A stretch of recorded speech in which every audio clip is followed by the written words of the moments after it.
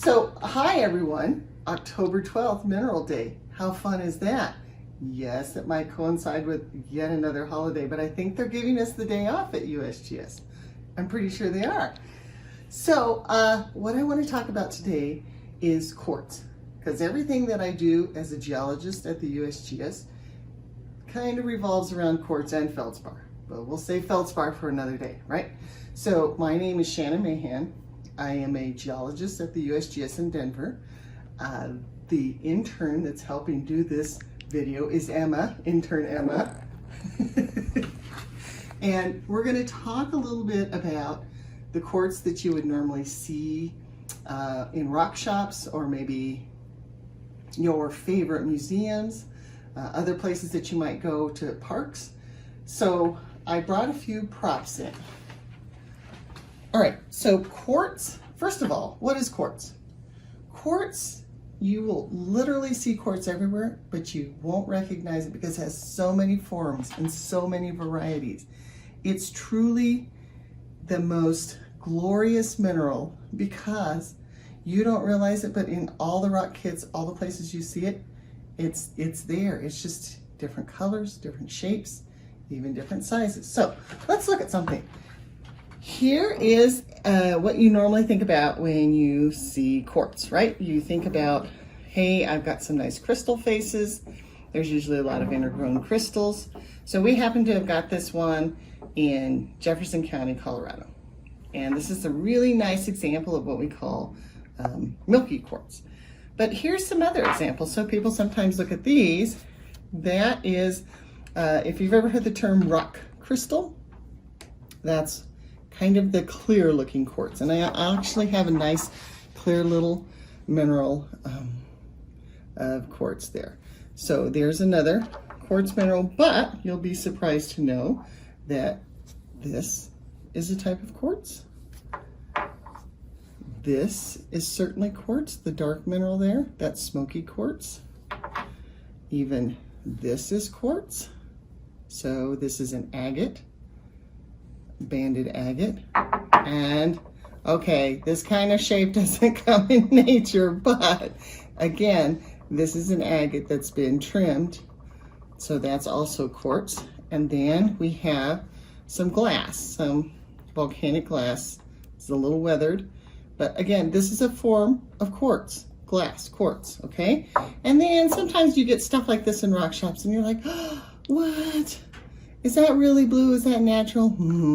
We're going to tell you some secrets about this. We're going to tell you why it looks shattered and why it's blue. And then my favorite, who doesn't like rose quartz? So we actually got this piece in South Dakota. South Dakota is very famous for its rose quartz. It's quite beautiful. And then finally, oh, this is really heavy.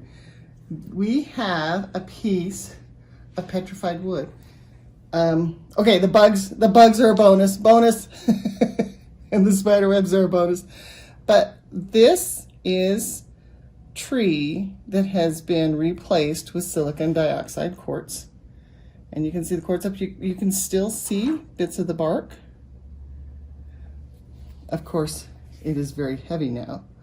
And people say, hey, where'd you get this? Okay. I live in the foothills west of Denver. I actually found this in my neighbor's yard. It's not the right geology. Foothills west of Denver is all Precambrian granite. So where did this come from? We don't know. I'm pretty sure it didn't come from that Precambrian granite. But it's a beautiful piece.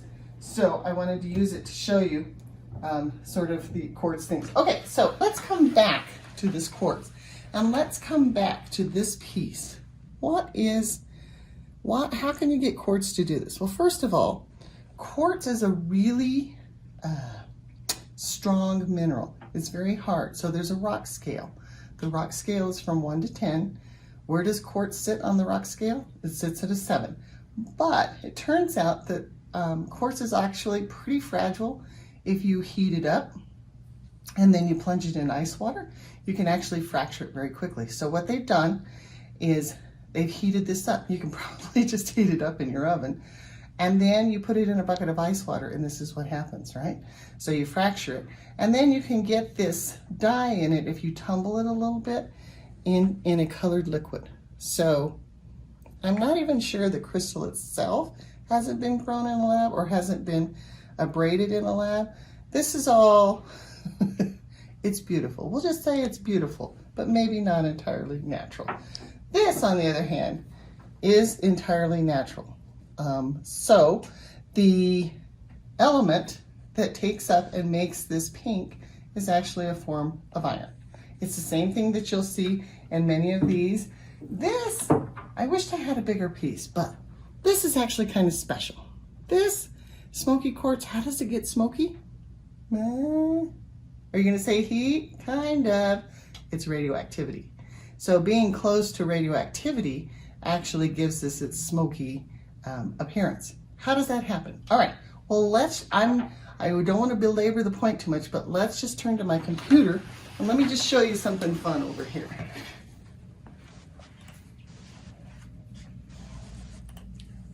Okay, so here is an idealized mineral structure of quartz. So the silicon is going to be the brown and the oxygen is going to be the pink. So what is quartz formula? It's silicon dioxide. So for every silicon atom, you're going to have 2 oxygen. And it turns out to be a really strong covalent group. It's like holding hands with your best friend. You know, you have a really strong bond. But sometimes what happens in here, sometimes you don't have your best friend. Sometimes you have somebody new. So in this case, somebody new is an aluminum. But aluminum doesn't hold hands in quite the same way, right? So it doesn't hold hands. It doesn't have quite the same bond. Instead, it creates something that we call a little oxygen vacancy. So how is that important? Well, here comes.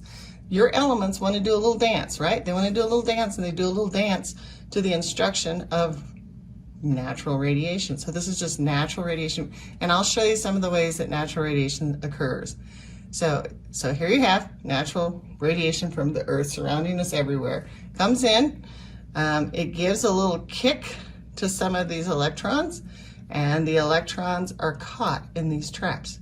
All right, so again, quartz is a structure that is extremely stable. It doesn't have a lot of impurities, which is why we use it for a lot of things, okay? I want to show you what happens in the rest of this diagram if we go into the labs, okay? Because we're going to use quartz a lot at the USGS. It can tell us a lot of things.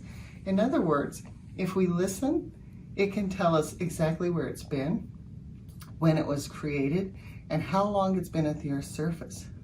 You might say we're the sand whisperers. So let's go to the lab and find out. Okay.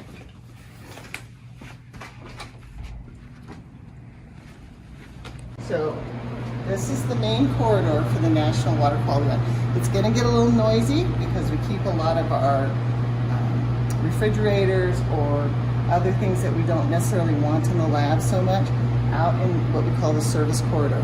So we're going to walk down the service corridor to a lab so you can see it, a normal lab in the light, and then we're going to go into my lab, which is a special lab because it's called luminescence geochronology.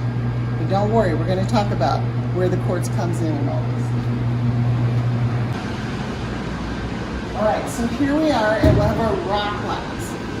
And before we go in, I just want to talk to you a little bit about this lab triangle. So on all of the doors that we passed, you would see this kind of triangles. There's a blue, a red, a yellow, and then kind of a white area. So blue is for health. Red is for fire hazard. Yellow is for reactivity, and this is for anything you might have that's special. So sometimes you'll see OX for oxidizer. Sometimes you'll see a W with a bar through it. Use no water. Anything that you want your fire people to know before they come through. Okay, so the scale is 0, nothing's really going to happen, right? 4 is the worst. So if this triangle is blue and it has a 4, it tells you that there's a health hazard in here that is extremely high. If you have a red 3, that tells you there's something in here that has a low flash point, okay? And then 2, the reactivity tells you something about the acids that are in here. So that's on every door that we need to know. All right, so let's go into the lab. All right, here we are. This is a really typical lab. And sometimes people imagine scientists with thousands of beakers on the counter, and they're all various colored liquids, and they're boiling, and there's exciting things going on, and we're pipetting stuff, and well, there is some excitement, but it's not that kind. Okay, so basically, what we want to do with the minerals that we look at the USGS is we need to extract them from a rock, because a rock is just an aggregate of minerals, right? So sometimes people want to use the feldspars in the rock. Sometimes people want to use the zircon. Sometimes people want to use the hydrogen. Sometimes people want to use the quartz. We use quartz and potassium feldspar. So we need to separate those out from the sediment or the rock, and this is how we would do it. So if we come around the corner,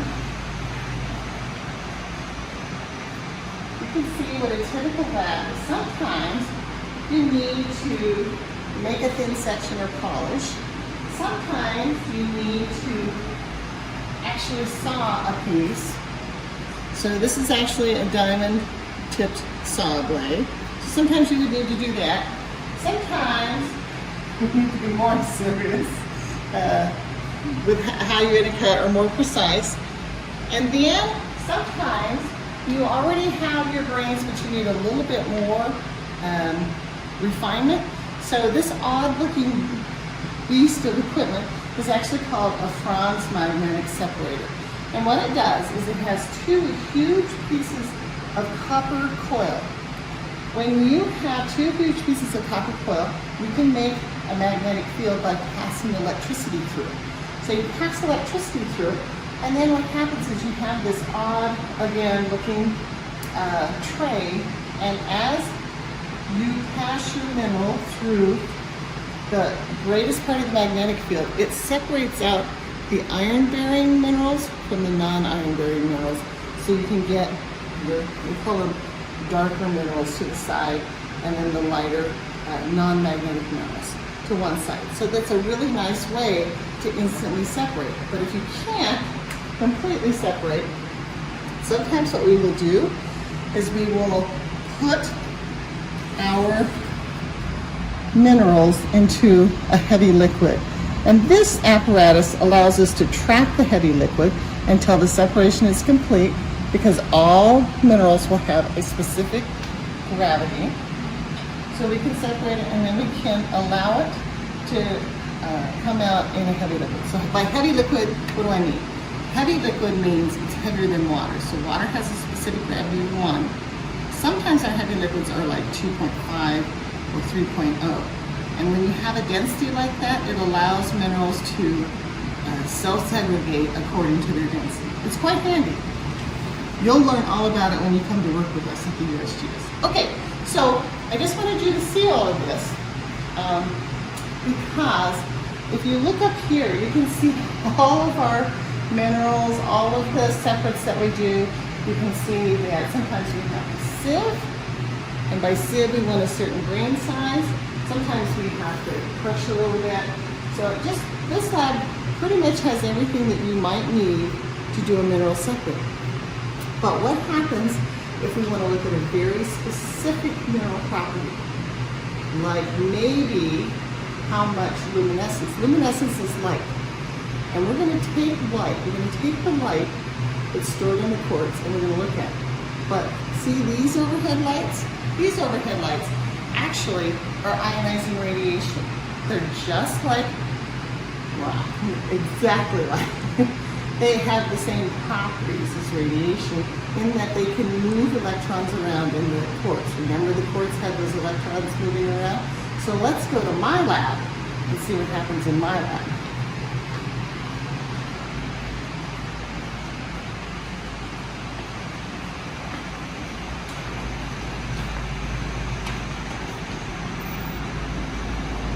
So here we are at my lab, And you'll notice that my lab diamond looks pretty ominous, right? I've got 4-4. So I have something that's really detrimental to your health. I have something in there that has a really low flash point, but maybe not so much in the reactivity, and I don't have any special things that the firefighters would need to know. But I do have radiation in here. So because I have radiation, I need to put on a badge every time I go in. So I'm gonna put on my badge. It has to face my body. I also have a ring badge because I would handle the samples with my hands, right? I'm not too good at handling them with my toes, so I'm gonna handle them with my hands. All right, the other thing in my lab is we have something called a cipher lock.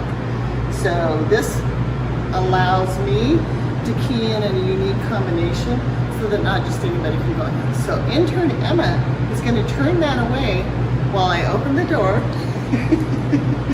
and we're gonna go in. All right, here we go.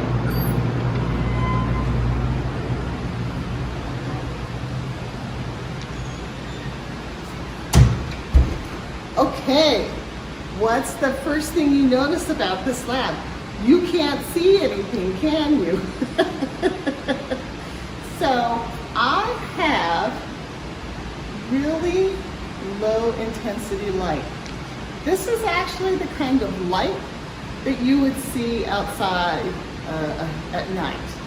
So it's called sodium vapor. And all that means is it has another filament in there that doesn't give me the normal white or yellow light. This allows my luminescence of my minerals to be quiet and calm. I don't want to extract the luminescence yet until I go to the machines, right? So here's what my lab looks like. We'll stand here for a while you get used to it. Usually your eyes will adjust in a minute or two because you can still see in low intensity light. It just makes everything a little bit more slow. Okay, so here we come over here. And here's where we do a lot of our work. We have a sink where we do sieving and minerals. And we have to have various tanks that you probably can't see very well, but that's okay. So we do a lot of sample prep right here. One of the things I wanted to show you is a acid that we use in order to clean up the quartz. Remember when I said about quartz being really stable and really durable? It can survive being in really nasty acid that would just dissolve away most minerals. So one of those acids that we use, I'm not going to touch it because I don't have my gloves, is called hydrofluoric acid. This will dissolve quartz if you let it. But we're not going to dunk it in that long enough. But this will take care of any feldspars that might be mixed with our quartz, because remember, we want a pure quartz component, okay? So that's why we have in that blue space a 4, because of stuff like this. All right, so when we're done sieving it and putting it through the magnetic separator and heavy liquids and a little bit of quartz HF then we have all of these little vials that we will get. But this is basically what our quartz looks like now. But this is really exciting because not only did it take us a long time to do this, but now we're going to be able to put this quartz on a machine and measure the luminescence. And you're thinking to yourself, okay, she talked about this luminescence. What is the luminescence? So remember that diagram we looked at earlier where the electrons are all piling into the oxygen vacancy? That happens over time. So electrons keep piling in. And then if we expose that to ionizing radiation, light or heat, remember how quartz reacts to heat? Remember how it reacts to light? It's that same thing. But we want to expose it to controlled light. So let's come over to the machines and I'll show you what I mean.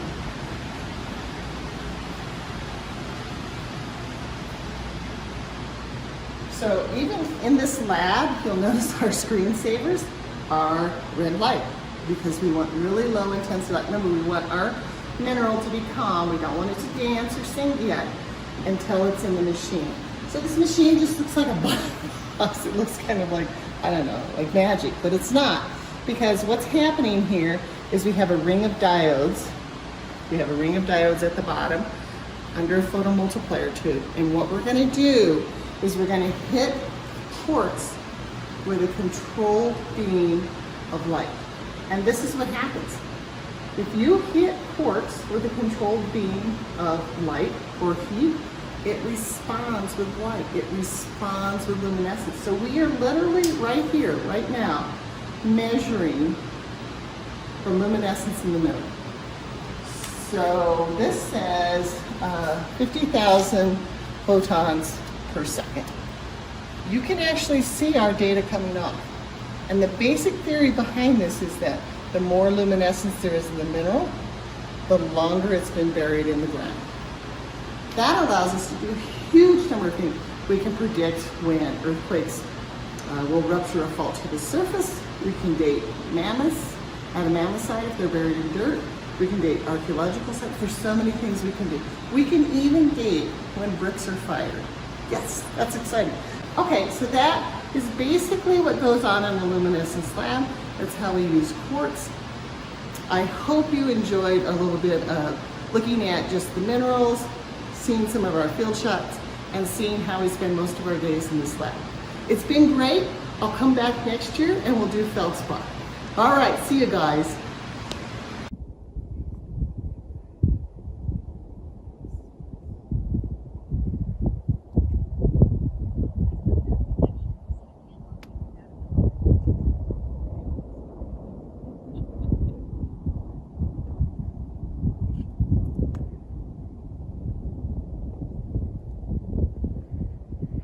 All right, so as geologists, we do get to go to fun places to look at minerals. This is the Black Canyon of the Gunnison in Colorado. And you'll see that in the canyon walls is a black, dark granite, but it's cut by the pink pegmatite veins. So those pegmatite veins are where we're going to find quartz, heavy minerals that go along with quartz like gold.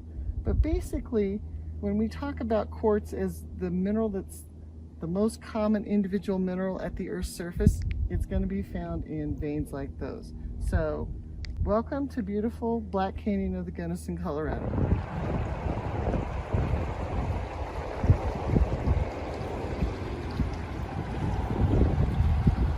At the headwaters of the Arkansas River, and remember how we talked about quartz being a really stable mineral and it's everywhere on the earth. So if you look down into the stream bed, you're going to start to see why. So in this stream bed, first of all, you see the sparkly bits, right? Sparkly bits. Who doesn't love sparkly stuff? But that's the mica. That's another mineral we're not going to cover today. If you just take a handful of this and you rub it, it feels gritty.